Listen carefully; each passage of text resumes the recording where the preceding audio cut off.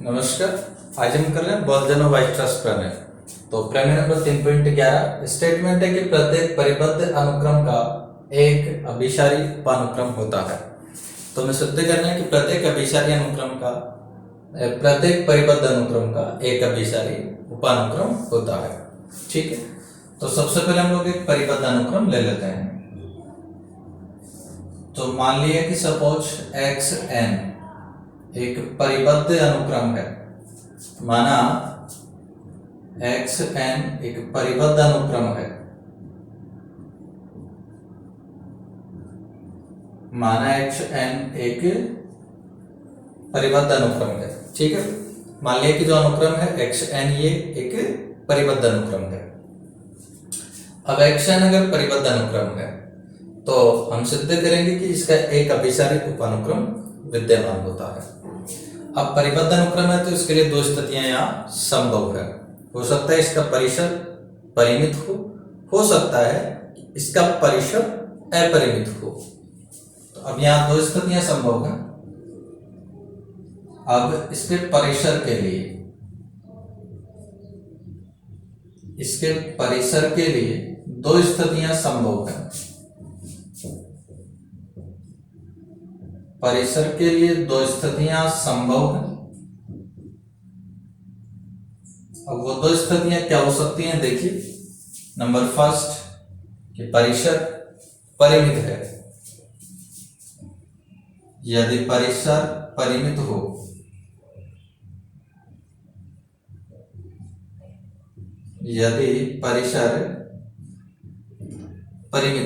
तो अगर इसका परिसर जो है वो परिमित है तो फिर देखते हैं क्या बनता है। देखिए, परिमित हो गया और साथ में परिबद्ध तो है ही है। तो परिसर परिमित होने का मतलब क्या होता है भाई? परिसर का मतलब क्या होता है? पहले परिसर आप लोग जानते हैं कि अनुक्रम के अलग अलग पदों का समुच्चय जो होता है उसको आप लोग परिसर कहते हैं। अब चूंकि अनुक्रम में हम ये भी जानते हैं कि अनुक्रम में अनंत पद होते हैं, इसलिए परिसर में भी अनंत पद आने चाहिए। तो परिसर अपरिमित होना चाहिए था, लेकिन इसमें तो केवल परिमित पद ही है। अब परिसर में पद परिमित कब आएंगे? जब अनुक्रम के अनंत पद क्या हो जाए? बराबर।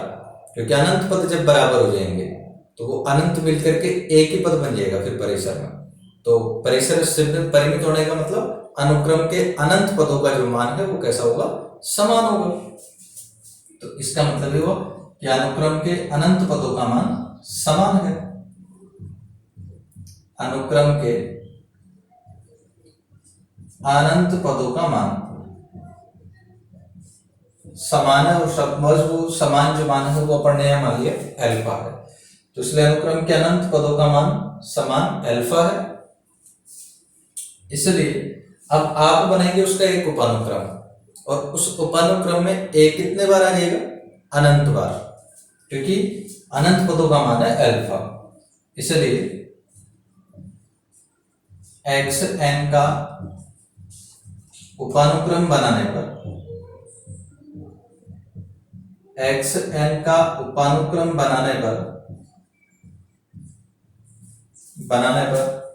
a अनंत बार प्राप्त होता है। a अनंत बार प्राप्त होता है। ठीक है, xn का उपानुक्रम बनाने पर a अनंत बार प्राप्त होता है। अब a आपको मिल रहा है अनंत बार, इसका मतलब a क्या हो गया? इस अनुक्रम का उपानुक्रम का सीमा। इस उपानुक्रम की सीमा हो गई, यानी कि इसलिए a या हमेशा कहें कि जो उपानुक्रम है ये अल्फा लिया था ना, अल्फा। इसलिए हम कहेंगे कि जो उपानुक्रम है ये अल्फा को अभिसरित होता है। इसलिए उपानुक्रम अल्फा को अभिसरित होता है। उपानुक्रम अल्फा को अभिसरित होता है। अब सेकंड कंडीशन की हम लोग बात करते हैं। यदि परिसर अपरिमित हो, तो यदि परिसर अपरिमित हो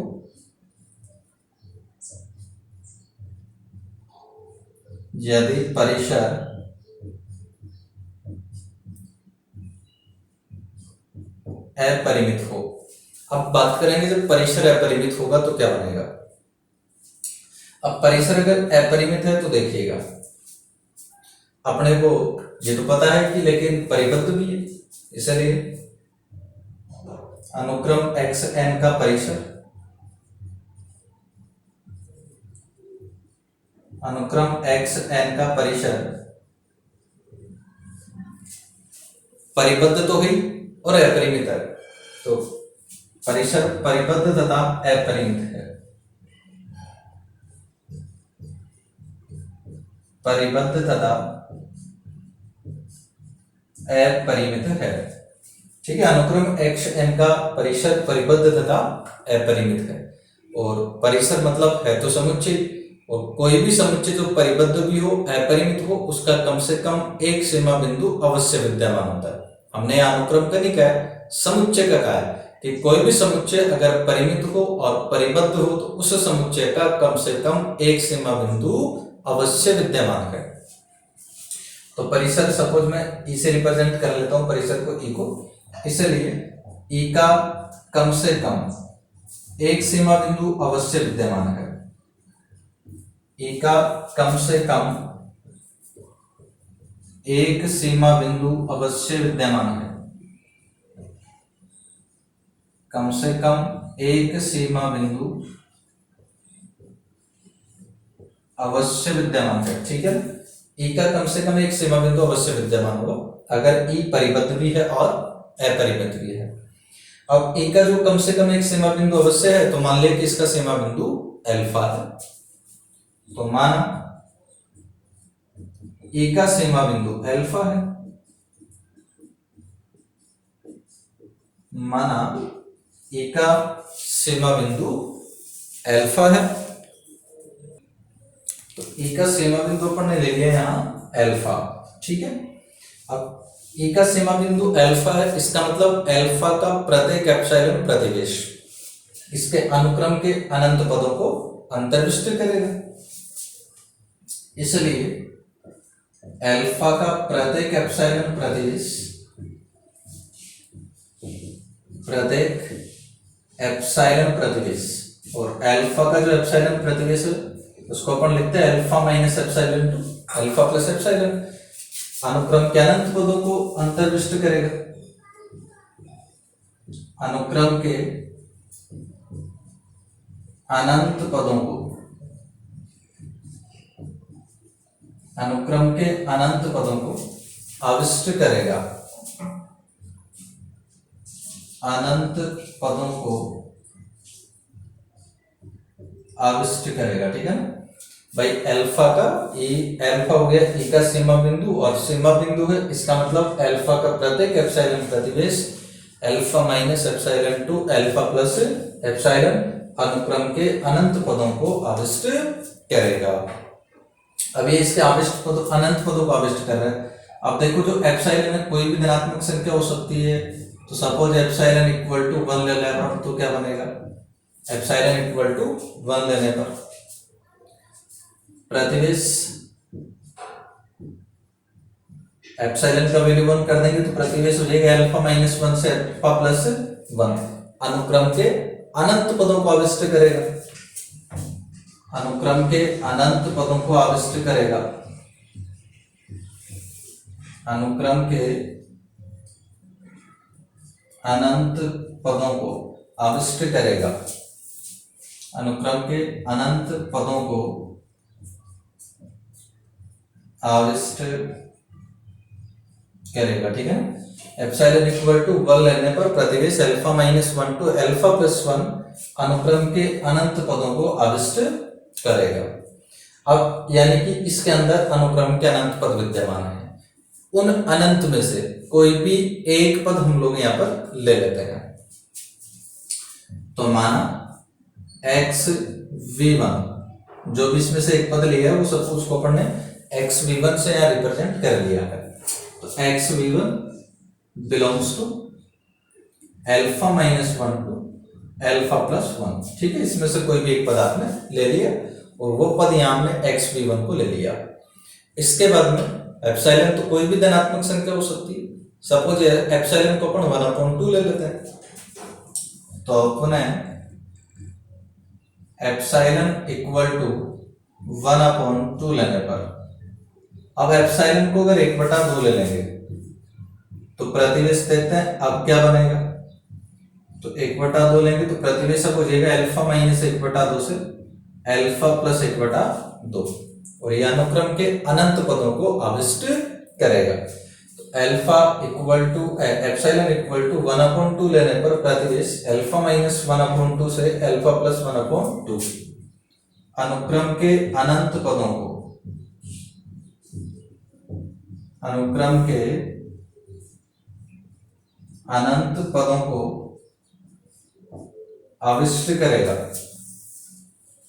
अनुक्रम के अनंत पदों को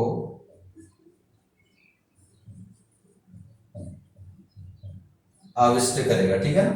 एप्सिलॉन को 1/2 ले लेते हैं तो अल्फा माइनस 1/2 से अल्फा प्लस 1/2 अनुक्रम के अनंत पदों को आविष्ट करेगा। तो अब इसमें से फिर हम कोई भी एक पद यहां पर ले लेंगे, और वो जो पद लेंगे वो सपोज x_v2 है,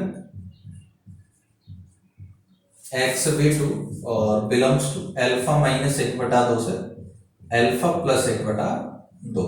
ठीक है, इसमें से अनंत पद है तो कोई भी एक पद आपने ले लिया x_v2, और यहाँ पर लेकिन x_v2 को लेते समय ध्यान ये रखना है कि जो v1 है ग्रेटर देन होना चाहिए v2 से, या v1 और v2 का मतलब क्या है, जैसे मान लीजिएगा कि यहाँ इसके अंदर अनंत पद थे, सपोज उसमें से आपने एक पद लिया और वो पद आपने ले लिया है x3।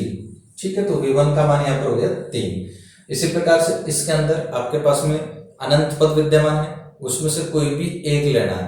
अब कोई भी एक, जैसे मान लीजिएगा आपने ले लिया x5, तो यहाँ पर जो v2 का मान है ये हो गया 5। तो आप लोग देख सकते हैं कि जो v1 है वो ग्रेटर देन है v2 से। ठीक है, यानी ऐसा नहीं करना है कि यहाँ x3 ले लिया तो यहाँ x2 आप लोग नहीं ले सकते। ठीक है ना, तो ये बात ध्यान आपको रखनी है। तो सपोज इसमें से x_v1 लिया तो इसमें से क्या ले लिया आपने x_v2 ले लिया है। अब x_v2 ले लिया, इस प्रकार से हम लोग आगे तक करते रहेंगे। एप्सिलॉन का मान 1/2 लिया, इसके बाद में चूंकि एप्सिलॉन तो कोई भी धनात्मक संख्या हो सकती है, तो एप्सिलॉन का मान हम लोग 1/3 भी ले सकते हैं। तो इस प्रक्रिया का हम लोग क्या करते रहेंगे, बार बार पुनरावृत्ति ऐसे करते रहेंगे। तो इस प्रक्रिया की बार बार पुनरावृत्ति करने पर, इस प्रक्रिया की बार बार पुनरावृत्ति करने पर, बार बार पुनरावृत्ति करने पर अनुक्रम xn का, अनुक्रम xn का एक उपानुक्रम, अनुक्रम xn का एक उपानुक्रम xvk प्राप्त होता है। ठीक है, इसका एक उपानुक्रम आपको प्राप्त हो जाएगा xvk, जहां xvk किसका एलिमेंट होगा भाई, जैसे आप लोग देख सकते हैं कि जो xv1 है ये एलिमेंट है alpha minus 1 to alpha plus 1 का, xv2 अल्फा एलिमेंट है अल्फा माइनस 1/2 से अल्फा प्लस 1/2 का। इसी प्रकार से xv3 एलिमेंट होगा अल्फा माइनस 1/3 से अल्फा प्लस 1/3 का। तो यहाँ जो xvk है ये आपके पास एलिमेंट हो जाएगा अल्फा माइनस 1/k से अल्फा प्लस 1/k का। तो xvk एलिमेंट है अल्फा माइनस 1/k से अल्फा प्लस 1/k का। और ये जो आपने लिखा है ना कि xvk इस अंतराल का एलिमेंट है, अब इसी अंतराल को अगर मोड के रूप में अगर अपन लिखना चाहें तो कैसे लिखेंगे भाई, mod xvk minus alpha less then 1/k। ठीक है भाई, इसी अंतराल को आप लोग मोड के रूप में ऐसा लिख देते हैं, mod xvk minus alpha less then 1/k।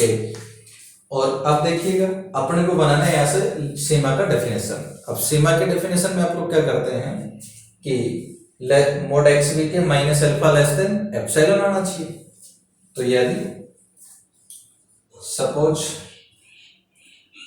There exists k not belongs to n, कोई भी नेचुरल नंबर प्राकृत संख्या ये हो सकती है k not, 1/k0 less than epsilon हमने ले लिया है। तो अब इसको देखना ये क्या बनेगा।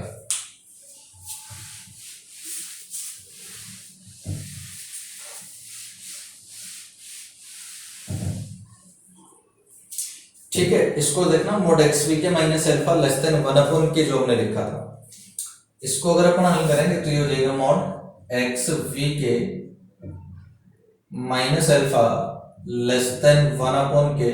और सपोज 1/k नोट का चयन अपने इस प्रकार से करते हैं कि 1/k less than 1/k note से, और फिर 1/k नोट लेस देन आपके पास में एप्सिलॉन फॉर ईच ऑफ। ध्यान देना 1/k less than 1/k note, इसका मतलब व्युत्क्रम जब करेंगे तो चिन्ह परिवर्तित हो जाता है, तो k greater than k note. तो आप लोग देख सकते हैं कि मोड एक्स वी के minus alpha less than epsilon for each of k greater than k note. तो ये डेफिनेशन बन गया आपके पास में लिमिट का, यानी कि एक्स वी के का जो लिमिट है ये आपके पास में क्या हो गया अल्फा, और एक्स वी के का लिमिट अल्फा है। इसका मतलब आपका जो उपानुक्रम है एक्स वी के वो कैसा है, अभिसारी है, और ये हमें सिद्ध करना था। इसलिए अनुक्रम एक्स एन का उपानुक्रम, अनुक्रम एक्स एन का उपानुक्रम एक्स वी के अभिसारी है, एक्स वी के अभिसारी है, यही हमें सिद्ध करना था। तो अब हम देख रहे हैं मूल या कॉची अनुक्रम, फंडामेंटल ऑफ और कॉची सीक्वेंस। तो डेफिनेशन देखते हैं अपन मूल या कॉची अनुक्रम का डेफिनेशन क्या होता है, देखिएगा मैं लिख रहा हूं यह डेफिनेशन। अनुक्रम एक्स एन मूल या कॉची अनुक्रम कहलाता है यदि मूल या कॉची अनुक्रम कहलाता है यदि प्रत्येक एप्सिलॉन ग्रेटर देन 0 के संगत, यदि प्रत्येक एप्सिलॉन ग्रेटर देन 0 के संगत n not belongs to n, इस प्रकार विद्यमान है, इस प्रकार विद्यमान है कि mod x n minus x n less than epsilon for each of n greater than n not तथा n greater than n not.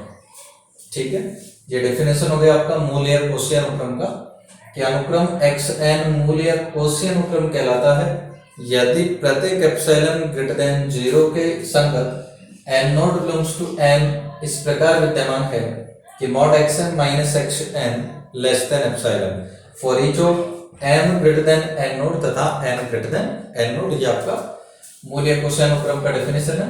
इसी का देखो मैं दूसरा डेफिनेशन एक और लिख देता हूँ, दूसरा आप इसको डेफिनेशन कैसा भी लिख सकते हैं कि अनुक्रम एक्स एन मूल या कॉची अनुक्रम कहलाता है यदि प्रत्येक एप्सिलॉन ग्रेटर देन 0 के संगत, आप ऐसा भी लिख सकते हैं आप mod x n plus p minus x n less than epsilon for each of n greater than n not तथा p बिलोंग्स टू n। तो दोनों एक ही डेफिनेशन, कोई डिफरेंस नहीं है दोनों में, बस यहाँ पर जो m था उस m के स्थान पर यहाँ पर अपन ने क्या लिख दिया है n प्लस p। तो ये हो गया आपका मूल या कॉची अनुक्रम का डेफिनेशन कि mod x n minus x n less than epsilon होता है, या mod x n plus p minus x n less than epsilon होता है, तो हम इसको मूल या कॉची अनुक्रम कहते हैं। नेक्स्ट प्रमेय 3.12, प्रत्येक कॉची अनुक्रम परिबद्ध होती है, इसे हमें सिद्ध करना है। तो देखिए सिद्ध करना है कि प्रत्येक कॉची अनुक्रम परिबद्ध होती है, तो सबसे पहले हम लोग एक कॉची अनुक्रम ले लेते हैं। तो माना एक्स एन एक कॉची अनुक्रम है, माना एक्स एन एक कॉची अनुक्रम है, माना कि एक्स एन क्या है भाई एक कॉची अनुक्रम है। तो तो एक्स एन एक कोशी अनुक्रम ले लिया और आप सिद्ध करेंगे कि एक्स एन अगर कोशी अनुक्रम है तो ये परिबद्ध होगा। तो परिबद्ध करना है, देखिएगा कोशी अनुक्रम का डेफिनेशन में लिख रहा हूं सबसे पहले तो, इसलिए प्रत्येक एप्सिलॉन ग्रेटर देन 0 के संगत, प्रत्येक एप्सिलॉन ग्रेटर देन 0 के संगत there exists n naught belongs to n, ताकि mod x n minus x n less than epsilon for each of n greater than n greater equal n naught. ठीक है, अब देखिए हम लोग क्या करेंगे, यहाँ एप्सिलॉन इक्वल टू तो अपन कर देते हैं 1, ठीक है, और m का जो मान है वो देखिए n नोड, ये इससे बड़ा वैल्यू कोई भी आप लोग ले सकते हैं, तो मैं n नोड यहाँ कर लेता हूं। तो ये n नोड को मैंने ले लिया है, इसलिए ये आपके पास हो जाएगा mod x n minus x n naught less than इसका वैल्यू एप्सिलॉन का वैल्यू 1 कर दिया है। 1 यहाँ क्यों लिया है, देखिएगा एप्सिलॉन आप जानते हैं कोई भी धनात्मक संख्या हो सकती है और जिसका जो मान होता है वो आप चाहे जितना छोटा कर सकते हैं। तो 1, अब चूंकि अपने को परिबद्ध करना है इसलिए अधिकतम से अधिकतम मान लेने की कोशिश करेंगे यहाँ पर।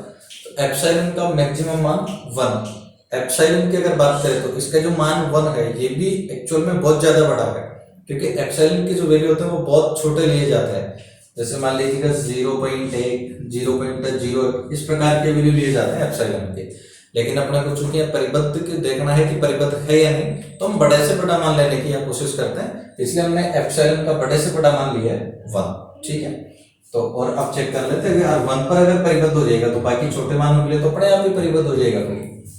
तो एप्सिलॉन का वैल्यू 1 ले लिया अपन ने।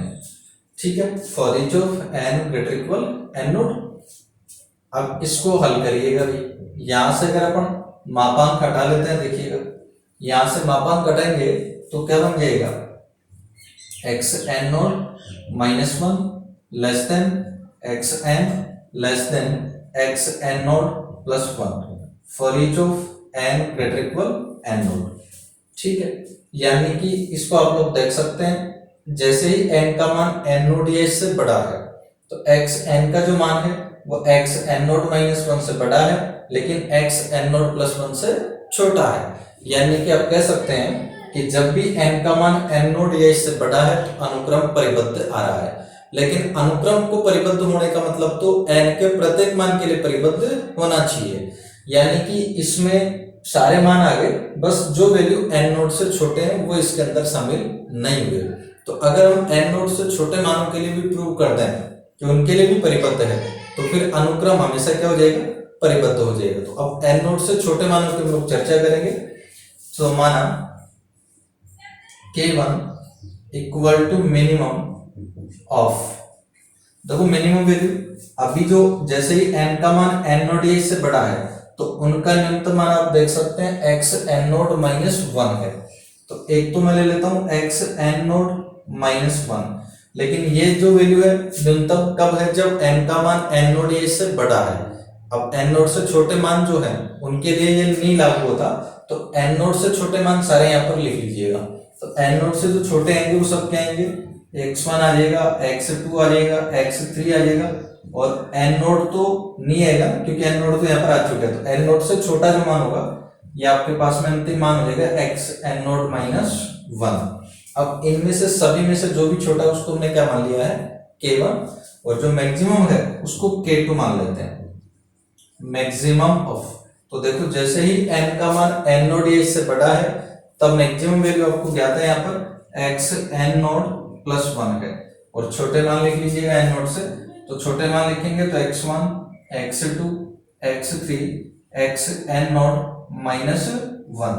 ठीक है, तो ये तो अब देखिएगा इनका सबका मिनिमम वैल्यू ले लिया और ये मैक्सिमम वैल्यू ले लिया, तब इसलिए k1 less than xn less than equal than k2 for each of n belongs to n। n के प्रत्येक मान के लिए ये सत्य है। प्रत्येक मान के लिए सत्य क्यों है, क्योंकि आप देख सकते हैं भाई इनमें से ये तो न्यूनतम मान है किसका, जब n का मान n नोड ये इससे बड़ा है, और छोटे जो मान थे वो सारे यहाँ पर आपने लिख ही लिए, और इनमें से जो सबसे छोटा है उसको आपने यहाँ पर लिया है k1, इसलिए k1 n के प्रत्येक मान के लिए xn का न्यूनतम मान है। इसी प्रकार से आप लोग यहाँ देख सकते हैं कि जब भी n का मान n नोड से बड़ा था तो xn का अधिकतम मान था xn नोड प्लस 1, और छोटे मान भी सारे आपने यहाँ पर लिख लिए, और इनमें से सब में से जो सबसे बड़ा है उसको आपने k2 मान लिया। इसका मतलब k2 n के प्रत्येक मान के लिए xn का अधिकतम मान है, तो k1 less than equal than xn less than equal than k2। ठीक है, इसका मतलब अनुक्रम xn परिबद्ध है, इसलिए अनुक्रम xn परिबद्ध है, अनुक्रम xn परिबद्ध है। ठीक है, और यही हमें सिद्ध करना था।